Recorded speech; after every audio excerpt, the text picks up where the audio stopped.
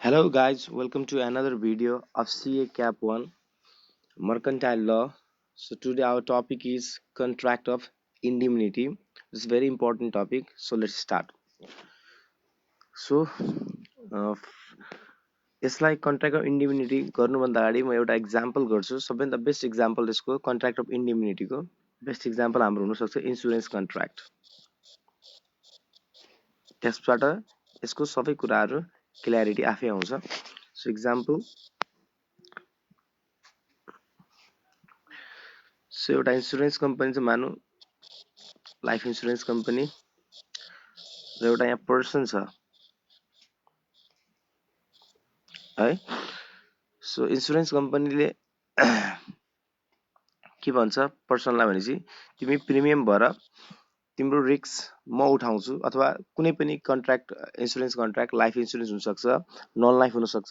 So तिम्रो मलाई premium दियो, त्यसको बादमा तिम्रो लाइफको रिस्क म लिन्छु. सो यस्तो टाइपको कन्ट्र्याक्टलाई हामी भन्छौँ कन्ट्र्याक्ट अफ इन्डिमिनिटी. इन्डिमिनिटीको सिम्पल मिनिङ, हामी यसको इन्डिमिनिटीको सिम्पल मिनिङ पनि निकाल्छौँ भनेपछि इन्डिमिनिटीको कन्ट्र्याक्ट भनेको के हो, अर्थात् to compensate the loss. Indemnity means to compensate the loss or to make good the loss. इन्डिमिनिटी भनेको कसैलाई कम्पन्सेट गर्नु है, उसको रिस्कलाई बियर गर्नुलाई कन्ट्र्याक्ट अफ हामी इन्डिमिनिटी भन्छौँ. सो अब भोलि पर्सि यो पर्सनलाई यसले केही कुराको इन्सुरेन्स गर्यो, आफ्नो लाइफकै गर्यो या फिर कुनै बिजनेसको गर्यो, कुनै कारको गर्यो होइन. सो त्यो इन्सुरेन्स गर्यो र भोलि त्यो सामानमा अथवा लाइफमा के डेन्जर आयो अथवा ड्यामेज भयो, लस भयो, डिस्ट्रोयड भयो भनेपछि त्यसलाई चाहिँ इन्सुरेन्स कम्पनीले के गर्छ, त्यसको बराबरको पैसा उसलाई कम्पन्सेट गर्छ. सो जो इन्सुरेन्स कम्पनी छ यसलाई हामी भन्छौँ इन्डेम्निफायर. यो पार्टीको नाम के हो, इन्डेम्निफायर. सो जसले कन्ट्र्याक्ट अफ इन्डेमिनिटीमा बेनिफिट लिन्छ उसलाई भन्छौँ हामी इन्डेमिनिटी होल्डर. इन्डेमिनिटी होल्डर है. जो पार्टीले रिस्क बियर गर्छ त्यो पार्टीलाई हामी के भन्छौँ, indemnifier. So insurance company here is the indemnifier. So another party who takes the benefit अथवा who takes the compensation, who takes the mention amount in the contract. So त्यसलाई हामी भन्छौँ इन्डेमिनिटी होल्डर. सो यसमा यो कन्ट्र्याक्टमा यो स्पेसल टाइपको contract हो. So special type contract हो यो. सो यसमा पार्टीले चाहिँ कम्पन्सेट गर्छु कुनै पनि लस भविष्यमा भयो भनेपछि, अथवा त्यो लस ह्युमन इन्टरभेन्सनबाट भएको हुनु पर्यो है. यो लस, यो कन्ट्र्याक्टमा जो लस हुन्छ त्यो ह्युमन इन्टरभेन्सनबाट भएको हुनु पर्यो. नेचुरल क्यालामिटीबाट भएको लसलाई यो कन्ट्र्याक्टले लिँदैन. नेचुरल क्यालामिटी उस्तै इन्सुरेन्स कम्पनीले पनि जस्तै बाढी, पहिरो, भूकम्पबाट भएको लसलाई चाहिँ यो कन्ट्र्याक्टले कन्ट्र्याक्ट अफ इन्डिमिनिटीले चाहिँ आफ्नो स्कोपभित्र लिँदैन. सो यसमा ह्युमन इन्टरभेन्सनबाट चाहे त्यो लस इन्सुरेन्स कम्पनीले गर्दै आओस् या फिर अरू कुनै थर्ड पर्सनले, यो ए भन्ने मानौँ यो पर्सनको नाम ए हो, यो पर्सनलाई लस मानौँ इन्सुरेन्स कम्पनीले गर्दा के लस भयो, अथवा कुनै B person, B C D E भने कुनै पर्सनले पनि यो लस भएको छ भने त्यसको लस कसले बिहोर दिन्छ, इन्सुरेन्स कम्पनीले. सो सबैभन्दा यसमा मेन पोइन्ट बुझ्नु भन्ने कुरा के हो भनेपछि कुनै ह्युमन एक्टबाट भएको डिस्ट्रक्सन अथवा ड्यामेज अथवा लस अथवा डिस्ट्रक्सन जे छ त्यो मात्र कन्ट्र्याक्ट अफ इन्डिमिनिटीभित्र पर्छ है. सो त्यो बाहेक नेचुरल क्यालामिटीबाट भएको लस चाहिँ यो कन्ट्र्याक्ट अफ इन्डिमिनिटीभित्र पर्दैन. सो यही कुरालाई हामीहरू लेख्छौँ. सो कन्ट्र्याक्ट अफ इन्डिमिनिटीलाई भन्न सक्छौँ हामी एउटा स्पेसल टाइप अफ कन्ट्र्याक्ट हो. Special type of contract where one party, it is special type of contract where one party promise गर्छ to compensate for the loss. किसको कम्पनसेसन गर्छ, for the loss caused by him. भन्नाले अगर insurance कम्पनीकोबाट loss भयो अथवा इन्डेम्निफायरबाट पनि के loss भयो, or any other person. So it is a special type of contract जहाँ चाहिँ एउटा पार्टीले प्रमिस गर्छ, जो पार्टी प्रमिस गर्ने त्यसलाई हामी इन्डेम्निफायर भन्छौँ होइन. To compensate for the loss केसको कम्पन्सेसन गर्ने त्यो जो लस भएको छ कसले गर्दा चाहे त्यो इन्डेमनिफायरहरूले या फिर अरू कुनै पर्सनले गर्दा है। सो इन्सुरेन्स कम्पनीबाट केही लस भयो अथवा इन्सुरेन्स कम्पनीले गाडी ठोकिदियो, इन्सुरेन्स कम्पनीको गाडीले त्यसको गाडी ठोकिदियो अथवा बिसिडी भन्ने पर्सनले त्यसको गाडी ठोकिदियो र कुनै ड्यामेज हुन आयो भने चाहिँ त्यसको कम्पन्सेसन इन्सुरेन्स कम्पनीले बिहोरिदिन्छ र नेचुरल क्यालामिटी यो भित्र पर्दैन। अब यसमा पार्टिज हाम्रो कुन कुन हो त्यसलाई डिफाइन गरिदिउँ है। The party who promise to compensate, जसले कम्पन्सेट गर्छ अथवा कम्पन्सेट गर्ने वादा अथवा प्रमिस निभाउँछ त्यसलाई हामी भन्छौँ इन्डेमनिफायर। फर इक्जाम्पल हाम्रो इक्जाम्पलमा के थियो इन्डेमनिफायर इजकल इन्डेमनिफायर इन्सुरेन्स कम्पनी थियो हाम्रो इक्जाम्पलमा है। कसैले पनि गर्न सक्छ यो कन्ट्र्याक्ट, कसैको रिस्क बेयरिङ कन्ट्र्याक्टलाई हामी contract of indemnity, indemnity means to compensate. So यसमा त party who promise to compensate अथवा द पार्टी, अर्को नेक्स्ट पार्टीलाई हामी इन्डेमनिटी होल्डर भन्छौँ। The party who receive the party who receives the compensation, जसले कम्पन्सेसन पाउने हो त्यो पार्टीलाई हामी के भन्छौँ is known as indemnity holder, indemnity holder. So contract holder. So यसमा कन्ट्र्याक्ट जो कन्ट्र्याक्टको एसेन्सियल्स हो सबै यो कन्ट्र्याक्टमा आएको हुनुपर्छ है। सो यसमा चाहिँ एउटा कुरा त्यो मेन्सन गर्नु पर्यो जो अघि मैले भनेको थिएँ नेचुरल क्यालामिटी अथवा यो टाइपको अन्डर दिस कन्ट्र्याक्ट ह्युमन इन्टरभेन्सनको कुरै ह्युमन इन्टरभेन्सनबाट अथवा ह्युमन एक्टबाट केही लस भयो भने चाहिँ कन्ट्र्याक्ट अफ इन्डेमनिटीले यसलाई यसको स्कोपभित्र पर्छ त, अथवा यसलाई नेचुरल क्यालामिटीबाट भएको लस अथवा ड्यामेजलाई हाम्रो कन्ट्र्याक्ट इन्डेमनिटीभित्र पर्दैन है। सो अन्डर दिस कन्ट्र्याक्ट भन्न सक्छौँ हामी द इन्डेमनिफायर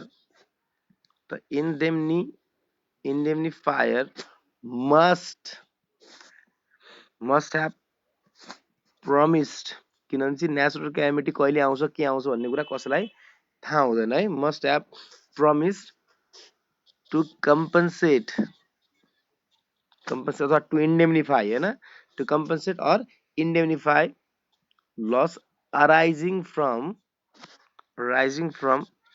ह्युमन एक्ट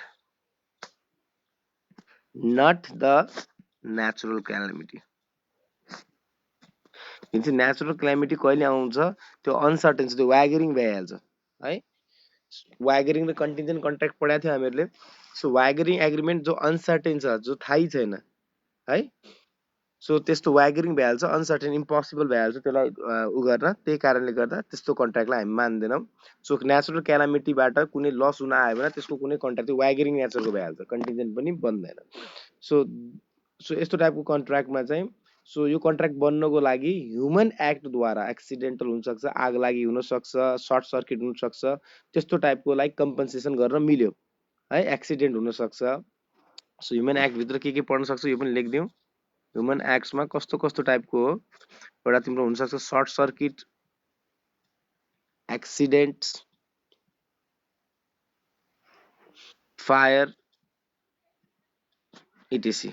सो यस्तो टाइपको ह्युमन एक्ट भयो भनेपछि चाहिँ त्यसको कम्पन्सेसन अथवा कन्ट्र्याक्ट अफ इन्डेमनिटीभित्र पर्छ। सो अब यसलाई चाहिँ यसको हामी एसेन्सियल्सतिर जाउँ। एसेन्सियल्स अफ अथवा rules of indemnity contract, essential elements अथवा characteristics of essential elements of indemnity contract. जति पनि हामी ल पढ्छौँ त्यसमा एसेन्सियल्स त पढि नै रहेको छ सबैको। त्यसको एसेन्सियल्समा फर्स्टमै के हुनु पर्यो, there must be two parties. को पार्टी हो त्यो तपाईँलाई थाहा छ, इन्डेमनिफायर र इन्डेमनिटी होल्डर। सेकेन्ड अब यसमा त्यो पार्टीलाई डिफाइन गरिदिनु होला। इन्डेमनिफायर भन्नाले जसले कम्पन्सेसन दिन्छु भनेको छ, इन्डेमनिटी होल्डर भन्नाले जसले कम्पन्सेसन पाउँछ। So it may be expressed or implied, expressed or implied. So expressed means it can be in oral or in writing. Implied means by the conduct of the parties. So already defined, हामीले अगाडि नै पढिसकेको छ यो। थर्डमा आउनुस्, all the essentials of valid all the essentials of valid contract must be there. So पहिला contract of इन्डिमिनिटी बन्नको लागि सुरुमा जो कन्ट्र्याक्टमा जो एसेन्सियल्स हो कन्ट्र्याक्टको एसेन्सियल्स के हाम्रो proper offer and acceptance, free consent, lawful consideration, possible to perform हैन, so capacity to contract competent parties, यो सबै एसेन्सियल्सहरू त्यसमा हुनुपर्छ तब मात्र त्यसै स्पेसल टाइप अफ कन्ट्र्याक्ट माथि हामीले फर्स्टमा लेखाएको थियौँ स्पेसल टाइप अफ कन्ट्र्याक्ट हो यो। सो यो कन्ट्र्याक्टको अल द एसेन्सियल एलिमेन्ट्स यसमा प्रेजेन्ट हुनु पर्छ।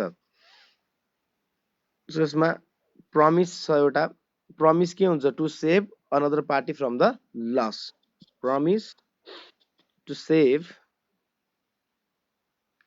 another party from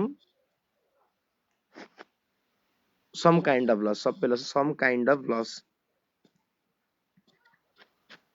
of human act, अझ त्यो पनि राखिदियो ह्युमन एक्टबाट नेचुरल है। सो लस भयो त त्यो ह्युमन एक्टबाट हुने लसको प्रमिस गरे आउनुपर्छ वान पार्टी इन्डेमिनिफायरले। Indemnifier must promise to save the indemnity holder from some kind of loss है। So which are due to the human act, human कारण नेचुरल क्यालामिटीबाट भएको चाहिँ पर्दैन। सो लसको कुरा गर्यौँ है। सो लस कसबाट भएको हुनुपर्छ है, loss may be due to indemnifier अथवा promiser himself or any other person, प्रमिसरको कारणले लस भयो अथवा बीसीडीई अघि हामीले डिफाइन गरिसकेका छौँ यो इक्जाम्पलमै।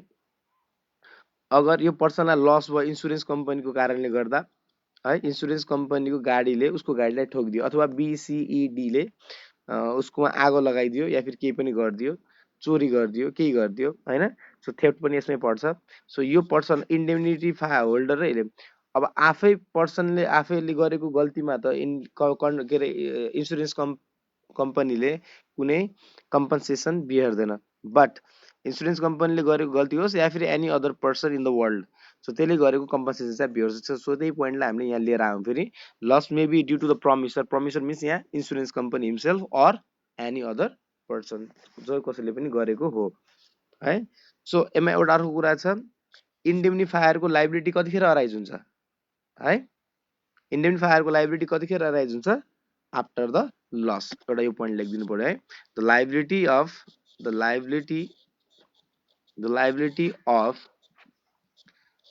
indemnifier arises immediately after the loss, त्यो भन्दा अगाडि कुनै पनि लाइबिलिटी उसको रहँदैन। सो यति एसेन्सियल्स चाहिँ हाम्रो टु पार्टिज हुनुपर्छ, it must be express or implied, all the essentials, so valid कन्ट्र्याक्टको अल द एसेन्सियल्स अथवा रुल्स जे थियो त्यो सबै प्रेजेन्ट हुनुपर्छ।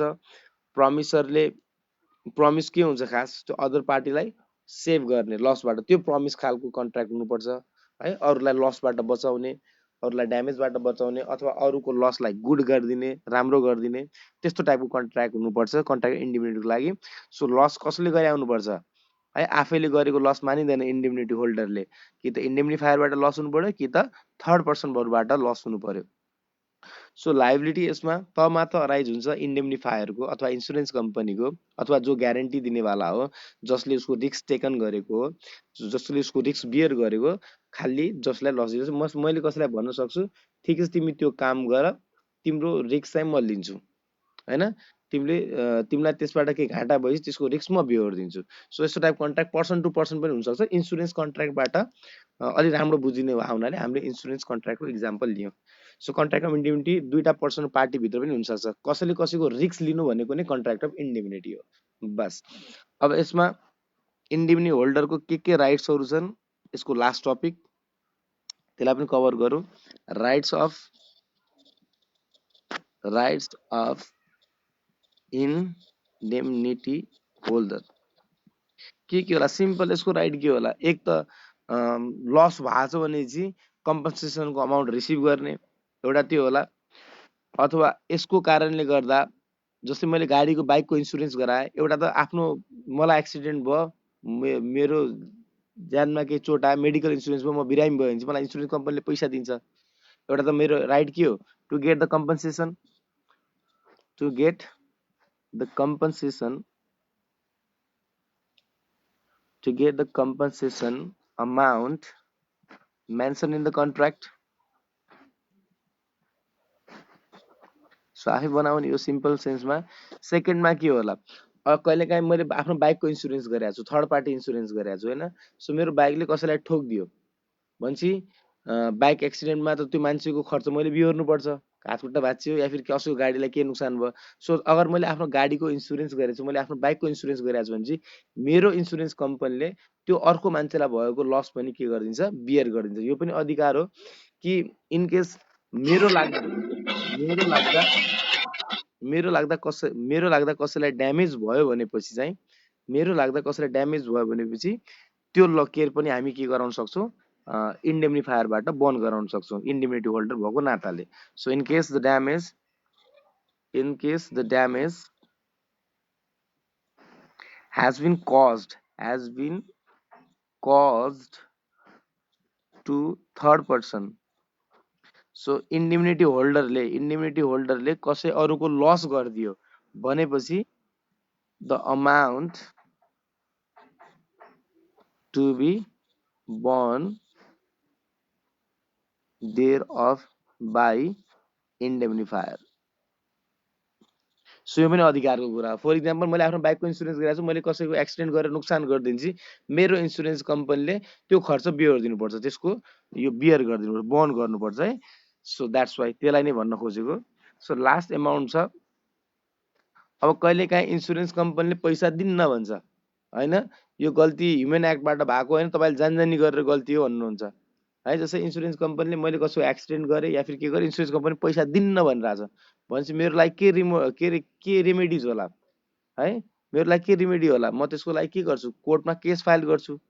कोर्टमा केस फाइल गरिसकेपछि कोर्टमा मुद्दा चल्छ, त्यो मुद्दा चल्दा मैले वकिल हायर गर्छु है, अरू के कुराहरू सबुतहरू जुटाउँछु कि यो इन्सुरेन्स कम्पनीले मलाई धोका दियो या फिर मेरो पैसा दिएन कम्पनसेसनको भनेर। सो त्यो ड्युरेसनमा मेरो केही खर्च भएको हुन्छ, हो त्यो खर्च अगर मैले मुद्दा जितेपछि, मुद्दा अथवा सुट जिते भने चाहिँ त्यो खर्च पनि तिनीहरूबाट एज अ कम्पनसेट हामीले गराउन सक्छौँ। सो यसलाई लेख्न सक्छौँ, the amount spent on filing the suit or any legal action initiation, start गर्नको, इनिसिएसनको अर्थ के हुन्छ, स्टार्टेसन है। सो यो कतिखेर गर्ला, मान्छे के अरे इन्डेम्निटी होल्डर कतिखेर कोर्टमा केस फाइल गर्ला, जब इन्सुरेन्स कम्पनीले पैसा दिन्न भनिरहेको छ, कम्पनसेसन 10 लाखको वादा गरेको थियो, 10 लाखको लागि प्रमिस गरेको थियो, जम्मा 3 लाख रुपियाँ कम्पनसेसन दिइरहेछ, त्यसको लागि त म कोर्ट जान्छु होइन। कोर्टले अनि कोर्टमा जाँदाखेरि त मेरो वकिल सोकिलको खर्च भयो होला, अथवा त्यो लिगल एक्सन स्टार्ट गर्न, इनिसिएट भनेको स्टार्ट गर्नको लागि के खर्च भयो होला, त्यो पनि हामी के अरे कम्पनसेट गराउन सक्छौँ अगर मुद्दा जित्यो भनेपछि। बस यति 3-4वटा राइट छ। अथवा राइट टु इन्फोर्स एउटा लेखिदेऊ, right to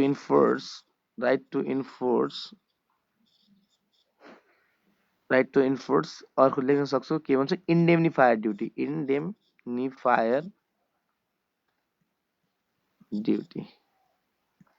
right to enforce indemnifier duty.